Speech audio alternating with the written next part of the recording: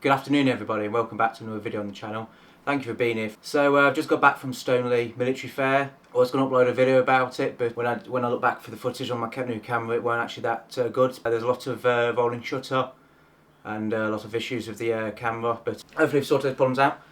So basically this video I was going to do, this is going to be a part 2, but now it's going to be the only part of this video. This video is basically going to be about the stuff I bought over the last couple of weeks for the reenactment. So as you can see, I'm in my First World War uniform. Pretty much all my uniform from when I did Night in the Trenches, but there's a few bits I wanted to sort of improve my look. So the first items I'm going to be showing you today is something I spent a couple of weeks ago. I think it was just after Christmas I bought these items. She has a Facebook page called Knit Back in Time. She does a load of like knitted items for people, but like you want a certain item, she'll knit it for you. So it took a couple of weeks for her to make it, but it's definitely worth the wait. So she made me this sleeveless vest, and then she also made me some wristlets. So wristlets are like a bit of, it's like a sock basically with a hole in. You can see just there. So it's just got a little hole in, just sort of put your so just to sort of go underneath your uniform, just to keep your hands warm. Keep your hands free to obviously work your bolt action and anything else you need to use. And then I also got a balaclava as well. There you go, so basically this is the start of my winter gear that I'm collecting. So obviously my hat won't fit over the top of this. Obviously I could put my lid on top. Just like that. A lot more like a winter soldier. Which I think is really, I think it's just a bit more unique. Most reenactors have the basic standard up kit. You have the webbing, you have sometimes you'll have a jerkin, so I just think just getting the extra few bits just makes it look a bit more just improves your look a little bit. I'm going to put this in the link in the description. Facebook page called Knitted Back in Time. She's at some of the shows. Really good quality, really good value for money as well. But obviously, with stuff like this, you've got to wait for it. But to be honest, it was out of season. I weren't really that concerned in waiting. Same thing with the boots. I'm still waiting for William and Lennon to make my boots, my B5 boots for First World War and my hammer boots. But they should be coming any day soon. I'm going to do a video on them, unboxing them. The other things I bought is I recommend to anybody that's actually looking at buying World War II stuff. The best place to probably look at the minute is Facebook Marketplace. So loads of people selling really good stuff, and obviously you can also barter and get a bit of money off what you're actually trying to purchase. So the first thing I got for my Second World War stuff, B167A Mark 1 MF 1945. Basically I'm going to do a video of actually refurbishing this. So you might not be able to see it, but it's saying it's a bit rusty, different colours. I think someone's painted it in a grey at some point. But basically I'm going to do a video refurbishing this item and making it back to how it should look like, so I can use it for the display, for basically storing items in. Because at the minute it's like most reenactors store all their stuff in plastic tubs. As in my First World War, all my webbing and everything's all in a plastic tub.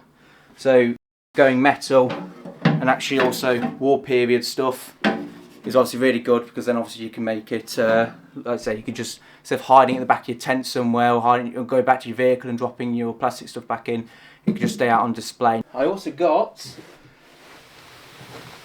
these. So these are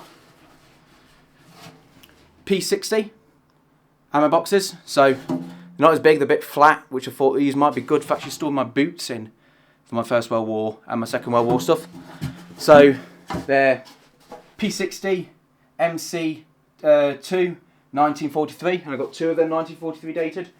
That one's alright, it's not that bad of a damage on it, but this one, obviously a bit more rusty and stuff in places, but saying I'm not actually that concerned about it. They're saying they're just good for the display, so you just put it to the side, saying my idea is just to put all these boxes together, make it look like a bit of like an ammo dump, but really it's just storage for all my First and Second World War items. So we'll put that to the side now. Ooh.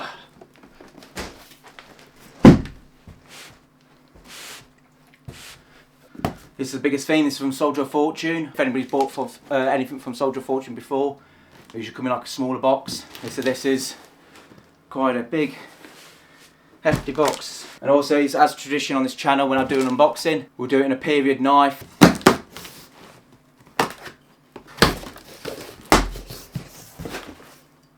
Might as well put the knife away before we stab ourselves like we did on the last video. Ooh, that was close. First one we got,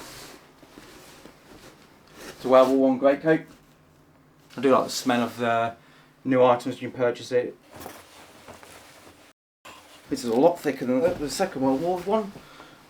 Trust me, this is definitely a lot thicker.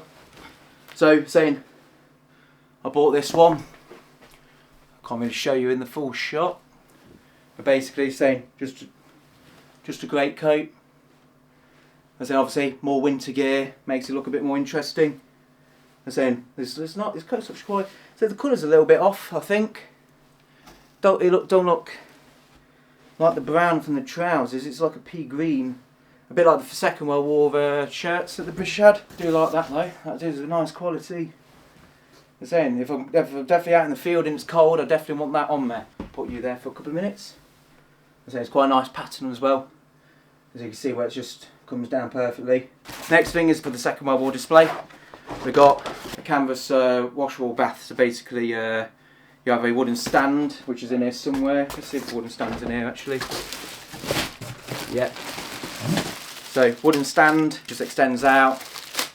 You can have a sink or a bath on it. Obviously they don't have a sink at the moment, so we just bought the bath for now.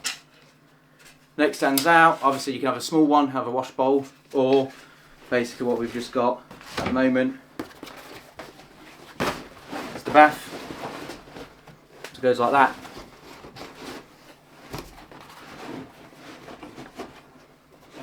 There we go. Apparently saying this is supposed to be able to contain water in it. I think we're saying we're not just going to be using it. I think we're just going to use it as display purposes. But at least we've got that. Now I think we're back to First World War uniform. So I think, you know, we'll start with this. So for anybody that's watched 1917, you see the two main characters in it have a leather jerkin. So leather jerkins were used by First World War soldiers, obviously for protection and also from the protection from the elements. Ooh. Classic soldier of fortune. The buttons already came off.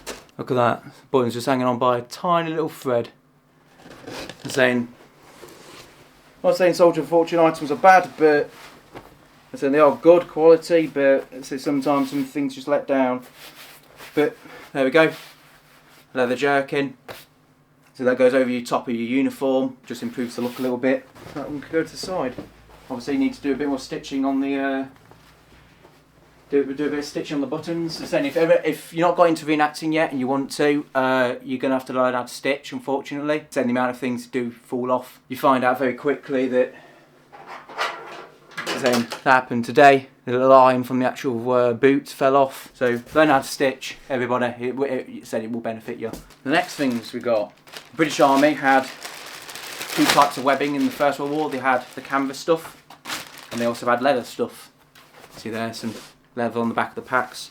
The company that was producing the canvas webbing couldn't keep up with production. So they had to basically give soldiers the training webbing that they were given. So basically, I think it came into I think this stuff came to service like late 1914. But then I've got a backpack. So then you get two. They go on your webbing. Obviously that's your entrenching tool. Your canteen holder for your water bottle. I'll go down on this side of the hip. So that attaches, I believe it looks like that way with each other.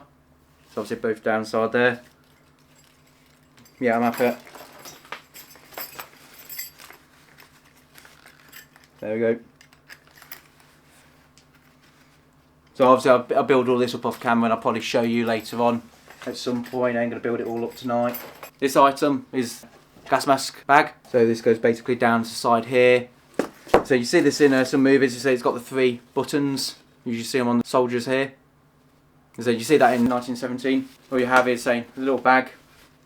Inside that bag, which is a little wax coated cover. It's like a wallet. That goes inside the bag. And the gas mask is that there. So take this off.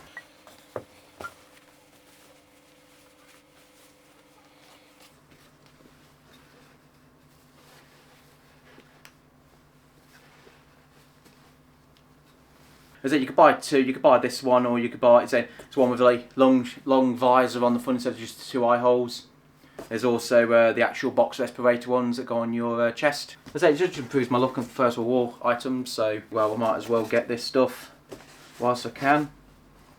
I think that just folds up in there. See, for me, it just feels like this just improves my First World War look. I think what I'm going to do is I'm going to do a full kit review at some point on what I've got from First and Second World War, because I've got a lot of stuff now to show off. It's the same. That's basically everything we've just basically spent money on. But thank you for joining me today. I hope you did enjoy. If you did enjoy, please like, comment and subscribe, and please have a very good day.